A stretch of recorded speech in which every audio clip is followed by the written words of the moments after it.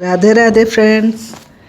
आज भागवत कथा आमर 5 दिन है होची आउ 2 दिन अच्छी 7 दिन भागवत कथा राधा वल्लभ मठ आमर रवि टॉकीज रे होची। महाराज सबुदिन कथा शुणाउछंती। मु संध्या बेलू टिके जाई पारु नै। आज किंतु महाप्रसाद सेवन थिला। महाप्रसाद टिके हाथ रे पाई दे के आसिया को भाबी कि गली कान बहुत भिड़ थिला बसी पारिलिनी किंतु हाथ रे टिके आनी कि मु पाई दे के आसिली। आउ सेठी एते लोक से महाराज माने थिले।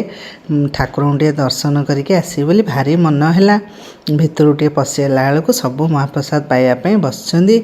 महाप्रसाद को तो समस्ते पशिबे पाइबा पई काहेकि ना से भाग्य रे थिले मिले। हेटी देखंतु सब महाराज माने सेठी बसछंदी महाप्रसाद पई कि माने सबू आमर भागवत कथा शुणी सारी सेठी बसछंदी। मु टिके सेठी वीडियो कली। ठाकुर एठी भागवत कथा हुए समस्ते उठिक आसी एठी प्रसाद पाई बसछन ना सेठी बसी शुणती। ठाकुर टे वीडियो कली। मत एते भल लागला से परिवेश टी बहुत शांतिपूर्ण परिवेश थिला। सब बेले हुए प्राय एठी राधा वल्लभ मठ रे रवि टॉकीज राधा वल्लभ मठ। आ मु टिके आज मोर भाग्य रे थिला एठी ठाकुर टे दर्शन कली। दर्शन करी मुंडिया मारी टिके वीडियो करके आसिली।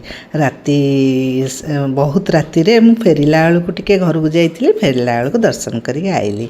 आपण मानू भल लगिले राधे राधे टिके कमेंट करदेवे। अधिका भल लगिले फॉलो करदेवे। ए जगह टी किए जानी किए सब शुणा जाती मत टे कहे। रवि टॉकीज राधा वल्लभ मठ